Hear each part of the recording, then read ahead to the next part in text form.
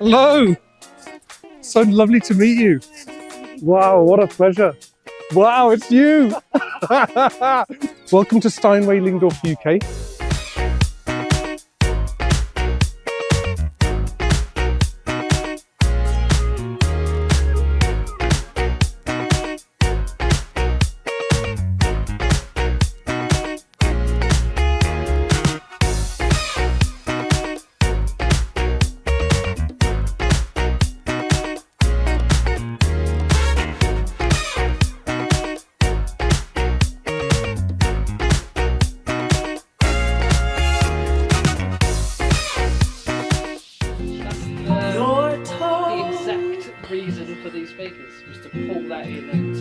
Blimey, that's blown me away. That's outrageous. Oh my God. I'm not going to be able to put my system on at home. I'm going to have to just want to put it on and just put it in a bin. They are beautiful. They are beautiful. I have to have a system like this.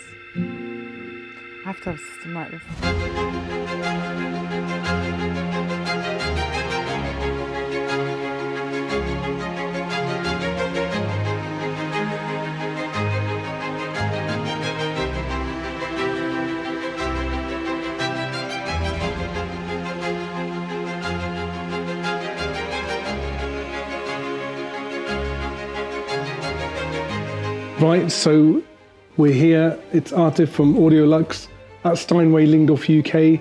I'm truly honoured, privileged and hugely excited to meet Yolanda Charles. We've been watching Yolanda play centre stage on the Hans Zimmer Live in Prague Blu-ray for a number of years. This disc is reference material that's played up and down demo suites all over the world.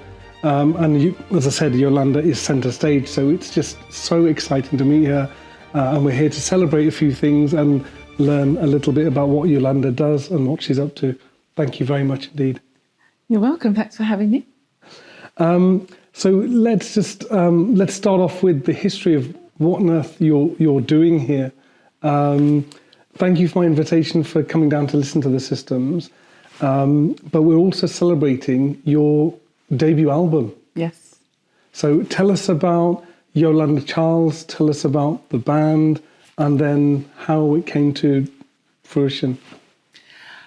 So shall I start with the band, or do you want to start with how Yolanda would start? Okay, well, I've been playing bass guitar since I was 14, so a number of decades, and I've been working for many artists over the years as a session musician, Hans Zimmer being one. And my band, that Project PH it's called, I started focusing quite strongly on it during lockdown.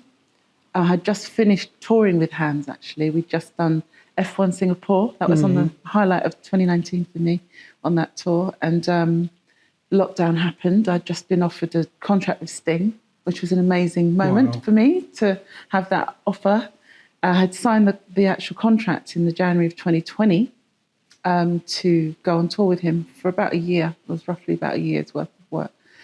And lockdown sort of started to feel like it was going to happen, but maybe for, 2 weeks or so.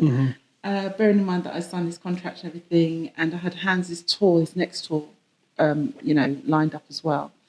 And we all know how lockdown went. So as those gigs disappeared for me as an option, because so much time had passed. And I had been looking at my own music, and so then I just decided to focus strongly in that direction and decided to become an artist at the age of 50 or something, just like, what are you doing? Nobody starts being an actual, front person of their own project at that age. And I thought, well, actually, I should buck the trend. So I thought I'd just live, live my dream, really, of running my own outfit, running my own band, writing my music for myself to perform. And I got a bunch of musicians together. They've changed over the years, but I've settled on my current lineup, which is my right-hand man, Nick Linick, who co-produced the record and is the guitarist. And I've had various singers. I've got a young man called Hayden Bardell on lead vocals. I have Imani and Vanessa Haynes also, who both were in Incognito. They have done a song each. And my daughter, Carmen Livia, she's on the record. How as fabulous. Somebody who's never really performed. She's just got a beautiful voice, and I asked if she would help. So it's a real kind of family affair in a lot of ways. And it's a nice kind of side to my career from going, from playing with all these famous people with, huge fan base, lots of sales and, traveling the world, sometimes on private jets, etc., having that kind of lifestyle to, just playing small clubs in London and around the UK with my mates. What an incredible journey. I mean, for young musicians, aspiring artists who want to make it big, anyone who's listening to this. So, you started as a teenager. For people who are playing music now who've got that same sort of passion, what things happened maybe early on to have given you the break or the breaks that led you to playing with B.B. King and Robbie Williams and such great artists around the world? What opportunities happened? Were you just lucky? What was it? I think you've got to put yourself in the right environment. Today's kind of correct environment really is to be at some sort of music college. I teach at Trinity. I teach at Cambridge as well, just their kind of extracurricular music course they do there. I've taught a lot of the music colleges in the UK, and a lot of music professionals work in these places. So we see these young musicians coming up. That means that they're getting noticed and introduced to people who are already working in the industry. So it's a really good way of becoming connected, because I hear people say things like industry plant and, make these comments about people having had help, like, oh, her dad's a producer and this person had this and that. Actually, everybody is helped by somebody. Nobody walks in from the street with, a wad full of cash, bag full of cash, goes into a studio and makes a hit record. It's not how it works. How it works is it is about who you know. It doesn't mean that you're artificially boosted in some way. It means that you need professionals to help you make your music, whether it's producers, songwriters, managers, record labels, etc., or other musicians. So the key thing that I'm talking about here is connection. You have to make connections. How you make connections, I've named one of them, which is industry, kind of connected to university. That connection, that works great. But also just going out and playing at jam sessions, introducing yourself to people. If nobody's interested in you, as in inviting you into their space, then you invite them into your space, which I think a lot of people don't understand the empowerment of that, which is that you create a space, whether it's a jam session, a band, recording an album, and you invite somebody to come and join your project. And it can be somebody well known, not necessarily famous, but somebody who's got connections. And you contact them and you say, would you like to play on my project? And if you're paying them for one, or you've got a really great project, or it's a collaboration and they really want to work with you because they like what they've heard, then it can be your magical sort of formula into a career. Wow.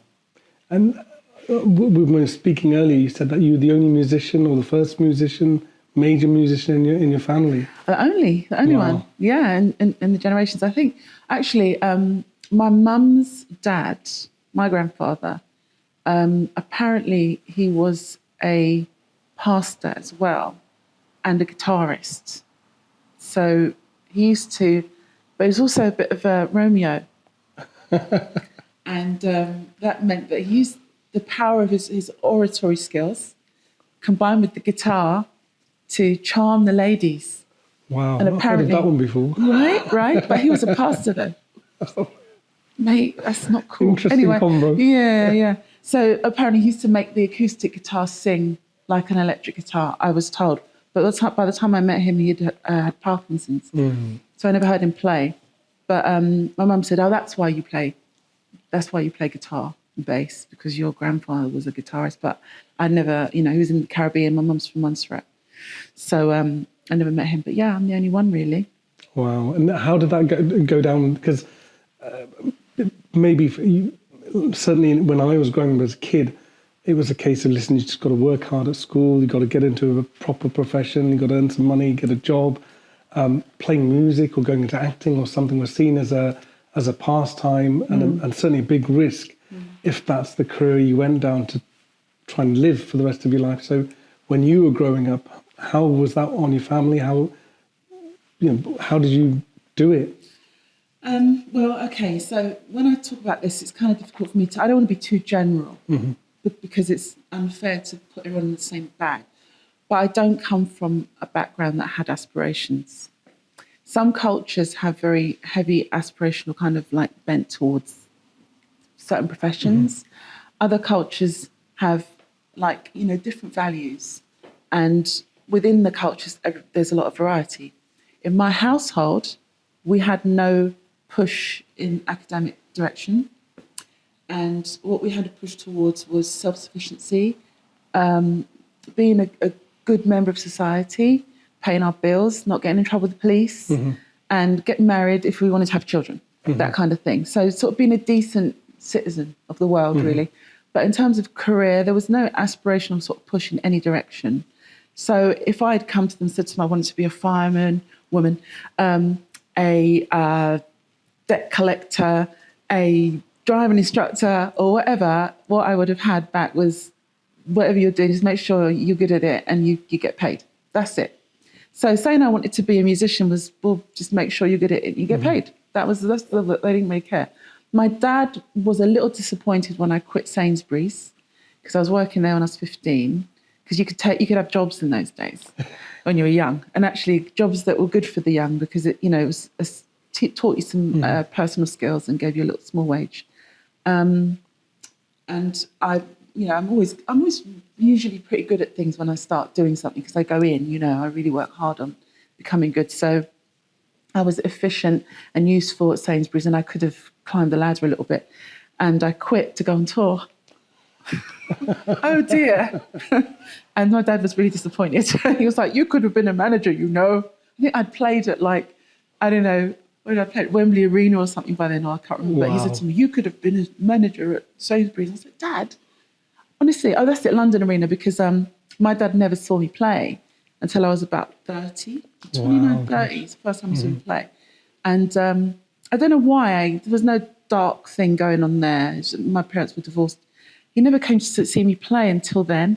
And so the first time from, seeing this kid dragging this bass guitar in this coffin-shaped, almost sort of big box, first time he actually saw me play was at an arena. Incredible. So that was a bit of a shock for him. Wow. I don't know what he was expecting. I don't think he was expecting all those thousands of people. So what I remember about that particular event was that after the show, I expected him to sort of say, oh yeah, you've done well, well done. And you know what he said to me? He said to me, can you get me Katie's number? Katie was the backing singer. He tried to pull my mate. I mean, she was a little bit older, so it was appropriate, age appropriate, but still. I said, Dad, I just came off stage playing this gig, and he was like, yes, very nice, very nice. Give me Katie's number.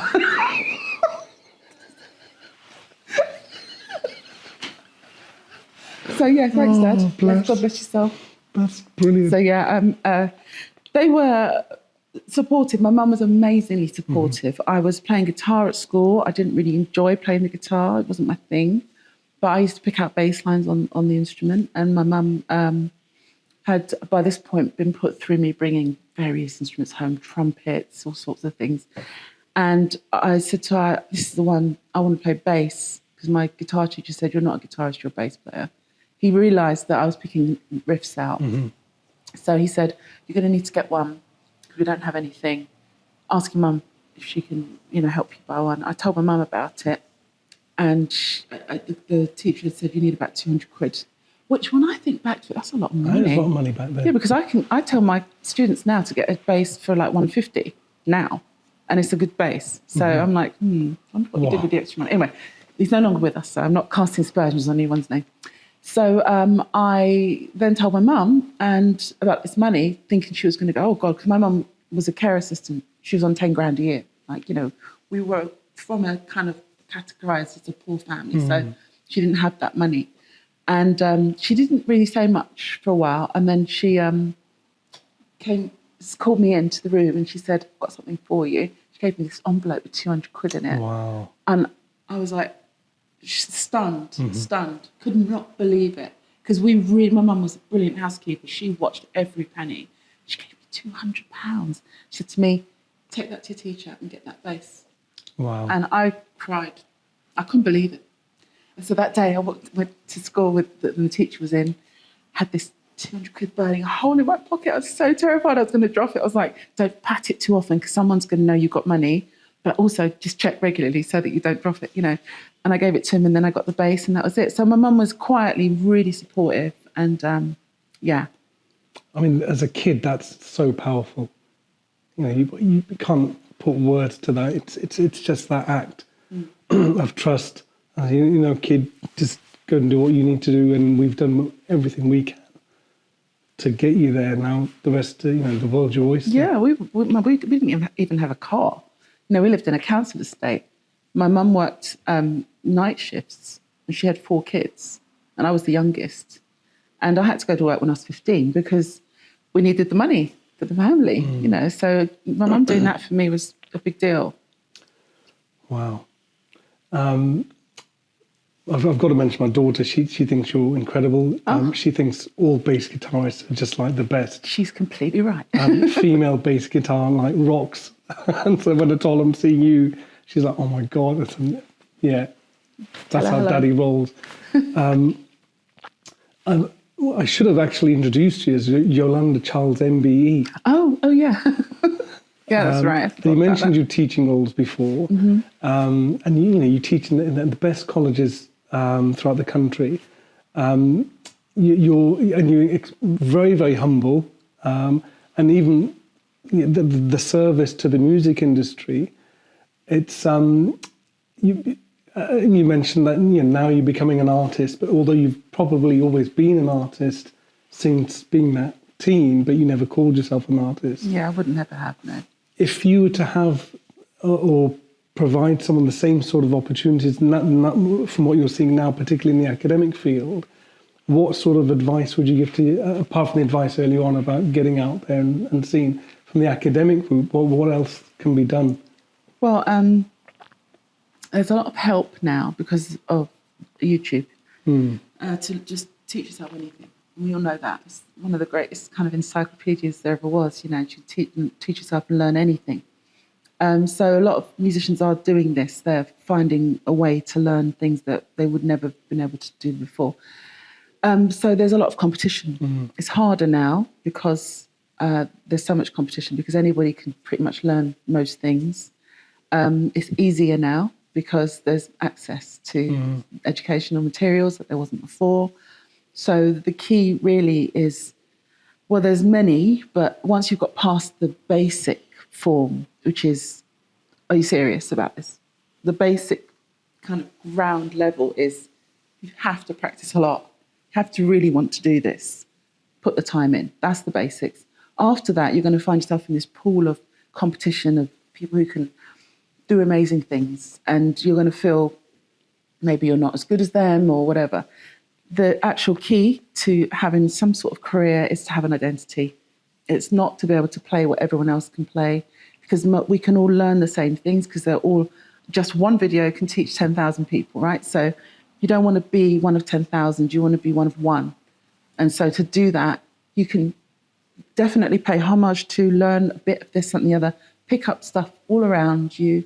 But the best way to actually have a career is to stand out for something that's uniquely you and to develop that kind of voice, your identity of your musicianship, your skill, whatever it is, but just don't be like everybody else. And to do that, you have to put the internet away sometimes. Turn off the television, turn off whatever it is, use your ears and connect with your emotional center. Let your emotions dictate the direction the music takes, because that's your voice trying to come through the instrument.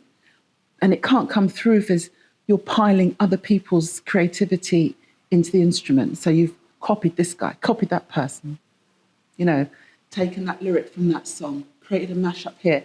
That's just taking stuff and putting it into you.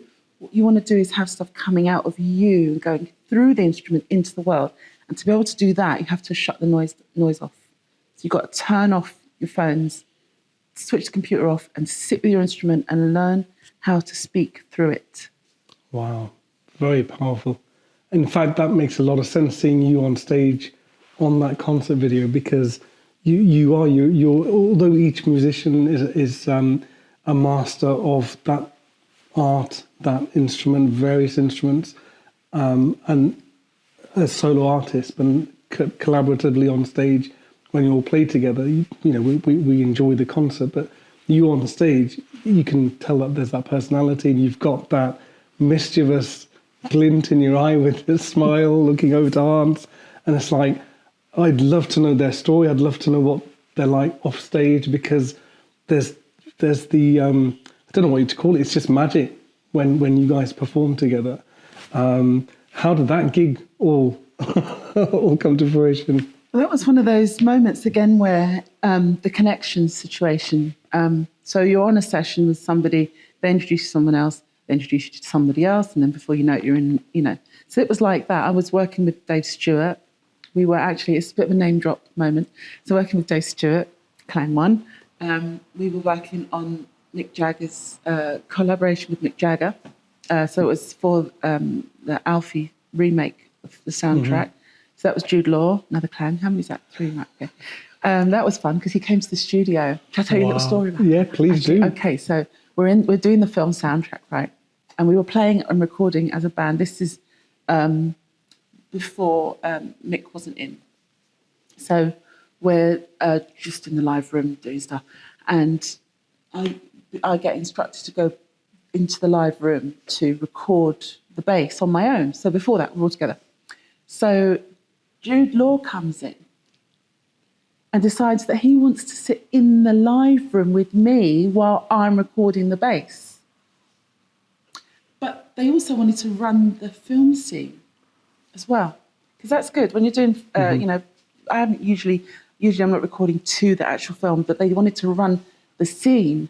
I'm wondering if that was a bit of a setup, because the scene was Susan Sarandon and Jude Law making out.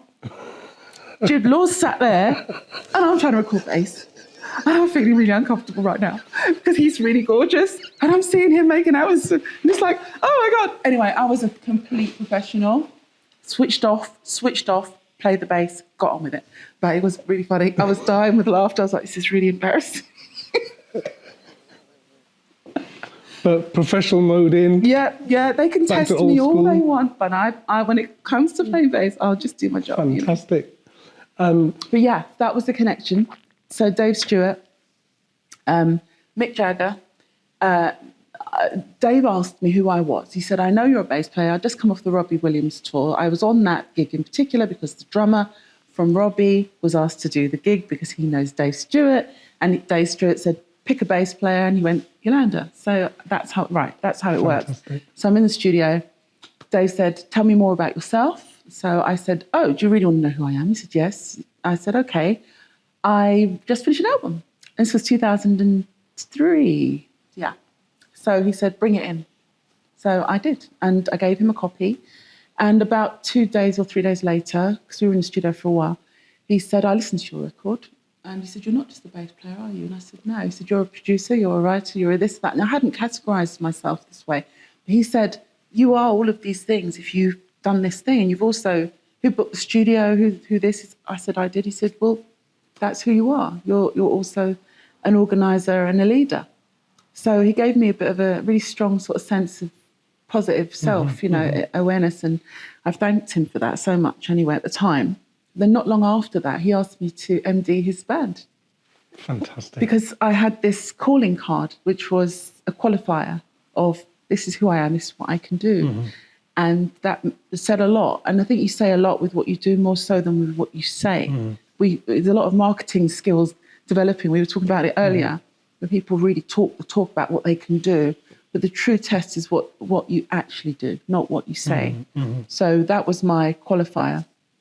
And then not long after that, Dave asked me to go into studio with him to work on Madagascar 3 soundtrack. The composer was Hans Zimmer, and we were going to be in the studio for a week. So I met Hans while we were kind of pre-production Madagascar 3. It It was just kind of like a writing session. It didn't actually make it on the soundtrack, but we were just writing in the studio together for about a week. And I got on really well with Hans. And he was really fun and lovely. And he then asked me to do some stuff for him. And, actually, what happened, I remember now. Dave asked, when I was MDing his band, he asked me to help put together a sort of charity event. So we put this charity event together. I MD'd it. Daryl Hall was one of the guests. That was an amazing moment. And Hans Zimmer was one of the guests as well. And it was a live stream. And they invited Hans to join us on stage. We had rehearsed, but Hans hadn't. So he walked onto stage. They introduced him. And they put a guitar on him. And then the drummer counted the song off. And he's standing there, didn't know what the song was or what the key was. And I saw his face and I went, F, like that. He knew I meant F major, by the way. And so when the song started, he hit this F chord. And then later on, he mentioned to me that he was so grateful that I saved him because he was like, I really had no clue what was going on. And you just basically saw my terror and saved me. And after that, I got asked to be in his band. And I'm not sure if it was because of that saving him on stage thing, but it's just part of that whole thing where you get to know people, create a positive memory, and then later on when they need somebody, they remember you. Wow, great to be remembered for that stage. That was cool, man. Yeah, I remember. It's funny. And what an extraordinary stage. I mean, you probably had no idea how many people in the world, in the millions, would watch this. When you're in front of the stage, people have made it, you were a teenager when you were touring. How do you deal with stage fright, and how do you deal with fame and maybe fortune? And because you see some people completely crumble, you see other people who appear to be doing really, really well, but you don't know what's on the surface. And nowadays with social media and maintaining such high expectations, like, how do you deal with these things? What would you say to people? I think, it's difficult for me because I don't really remember how I overcame it other than just getting on with it. It's not very helpful to tell people just keep going. That's an 80s thing. Yeah. Just get on with it. Right. So I do tell, because I get asked this a lot by students, especially when I do masterclasses and things.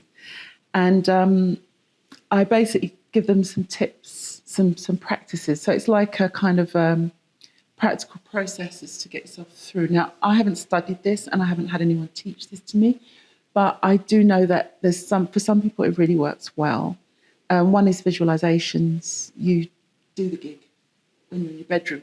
You go through a whole, if some people can't see images, but if you can, then if you know anything about the venue or anything that's as real as possible, you put yourself there.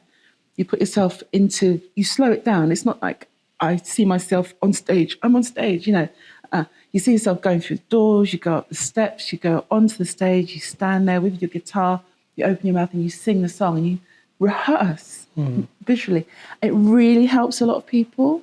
Other things are breathing exercises, and other things are try to imagine that it's not you. You're not you. You're actually part of something. You're just a part of the ingredients, So a lot of the time when you're nervous, it's because you're thinking about yourself.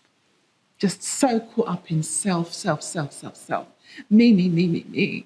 Oh, I'm not playing well. Oh, I sang a funny note. Oh no, they're looking at me. It's all about me. And if you can get yourself out of the me space and into the group space, into the audience space, then that less subjective, kind of very narrow, myopic kind of focus when you're playing and performing doesn't it's not your focus anymore. You aren't your focus. You're focusing on the ensemble, on what's happening, the music in a general sense, and the reception you're getting from the audience. I do now, but I never used to like making eye contact with audience members because it will put me off. But now I'll like smile at someone, because it puts me at ease when I see somebody's smiling face back at me and stuff like that. So there's all different tactics and stuff. But in terms of fame, I've been around famous people, and seen them have to ward off too many advances from very, very enthusiastic well-wishers that nearly pull your hair out because they're so excited, It's kind of scary. And talking about success and celebration, your new album, Acid Funk. Yes. It's got a fantastic cover. Thank you. I absolutely love it. It just reminds me of some of my favourite video games of the 80s. Ultra cool. Thank you. And we got to hear some of your tracks that you haven't heard before, certainly in this setting, other than the studio. Yeah, never through speakers, the system's it's quality. Oh my God, that was emotional for me, hearing that ballad. So having heard some of the systems here, what was your general impression of today? Well, how fortunate I am to be here, for one, genuinely, because when do you ever get a chance to really turn up volume and then just immerse yourself in that level of quality playback? I mean, unless you're in a recording studio and you can really turn it up, most people can't. Mm-hmm. Most of your ordinary Joes can't, and it's a shame, because listening to, it wasn't just my music that I heard, obviously, I heard a few other things, and hearing the quality of the performances coming through. Actually, that system, what was the system, the first one? So first we heard the Model O.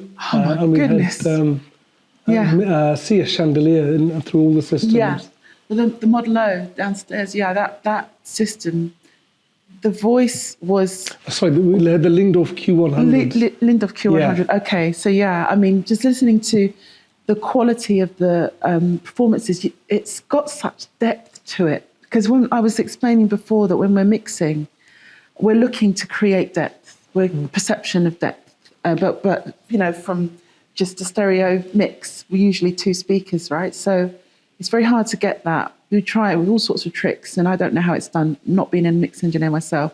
Certain elements of panning and reverbs and other things that create distance. It's very difficult to do. That's why we're always looking for the right engineer. I mean, we settled on... Our mix engineer was number 6, I believe, by the time. We're not the only ones, all right? It's difficult to find the right guy sometimes. So that difficulty of creating this depth perception, I think that when you have playback, you've got the ability to hear monitoring back of the mix.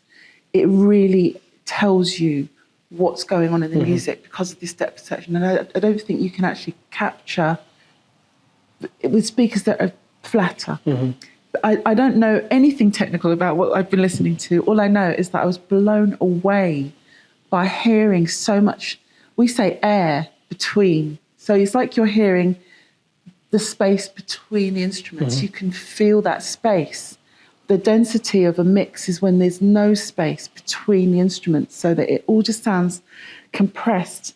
And I listened to my mixes, and I know what my mixes sound like on a number of different systems, plus some good speakers, bins, cans, and headphones. And hearing the space between the instruments, is a major part of what I'm looking for. And I was immersed in this mix that I just heard on these speakers. It surrounded me. We're not even listening to a surround system in here. And it was incredible. So, I'm a little bit slightly shell-shocked, actually. I'm sort of rethinking my whole audio experience, in life. Because it's important, I think, really to have an experience like that as a musician. Mm-hmm. As a musician who writes and records and tries to produce and passes judgment on mixes, I feel like I've been missing a bit of a special ingredient, which is the actual speakers. Mm-hmm, mm-hmm.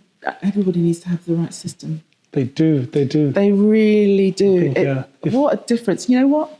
It's a really funny thing. My kids try to play me stuff on their phone, and I'm a bass player. I keep saying to them, I said, okay, they're just winding you up. Oh man, I'm like, oh. So right.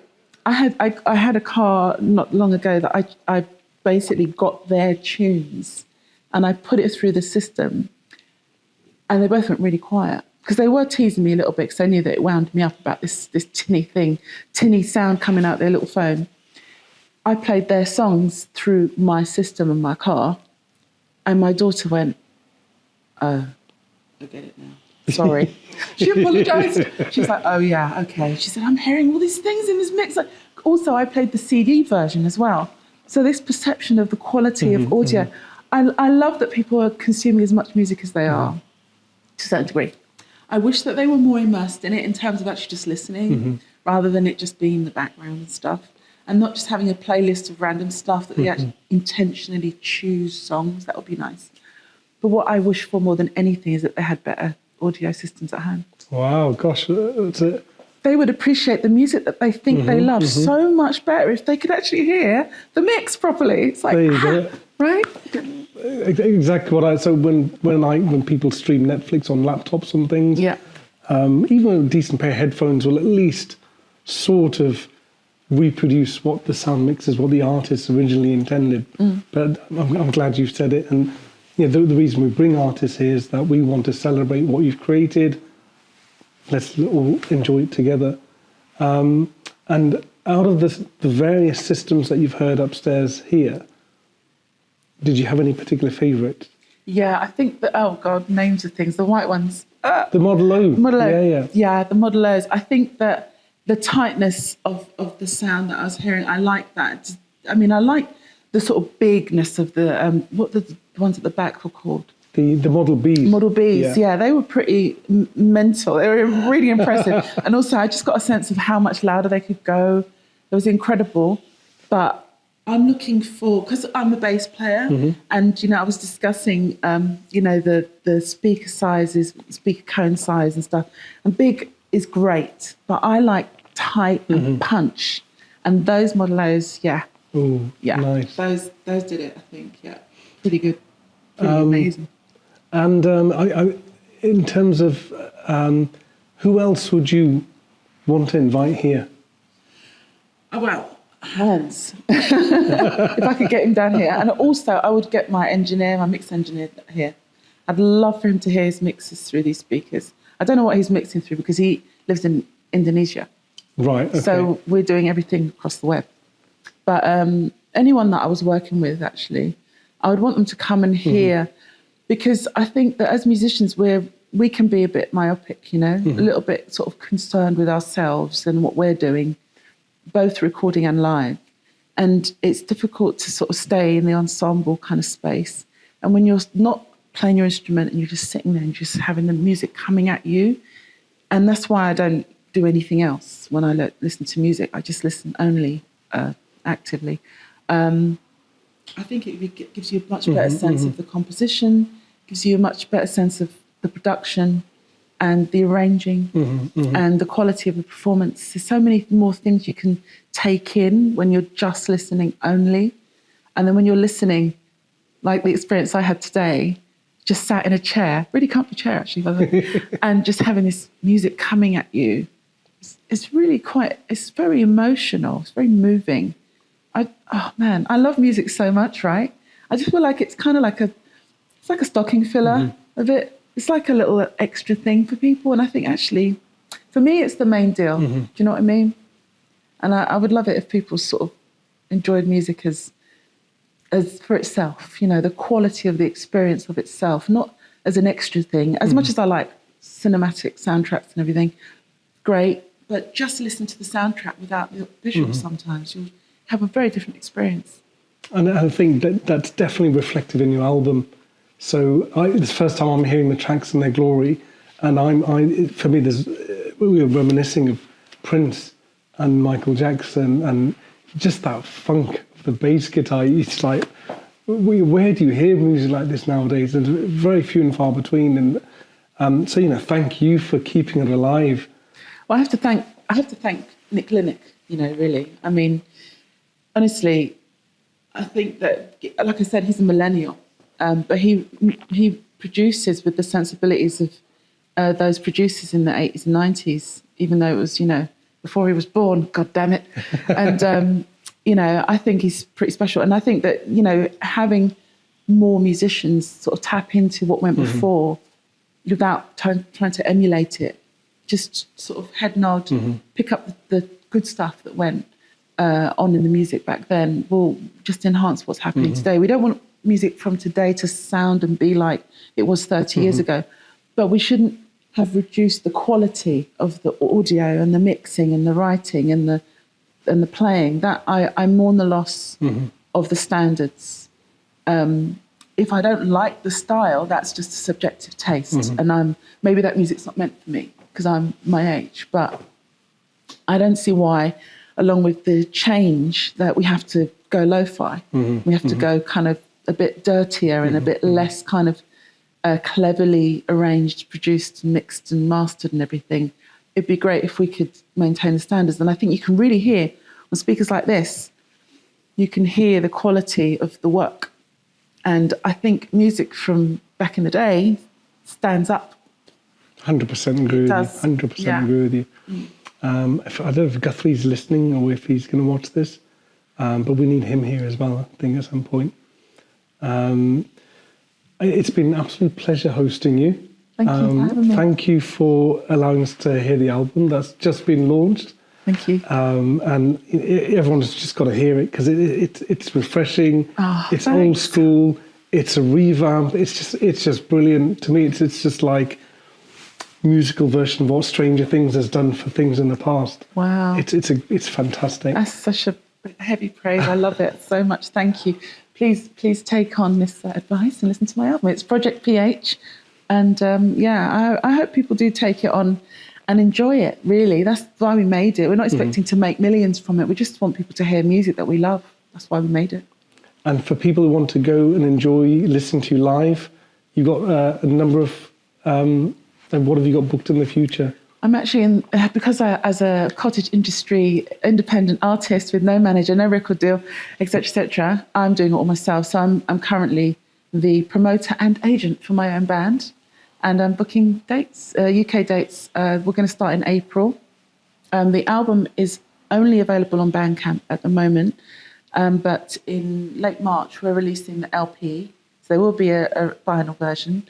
And then it will be available on the DSP, so Spotify, Apple Music and all of that. It's not currently on those formats. So that's when we're going to arrange live dates. So I'd say if anyone's interested, just check us on socials for dates, sign up to mailing lists and things like that. And yeah, we'll be in your town, hopefully, in 2025. Fingers crossed. Fantastic. Yolanda, thank you so much. And we'll wish you all the very best and look forward to seeing you again. Thank you so much for having me. So nice to be here. Thank you.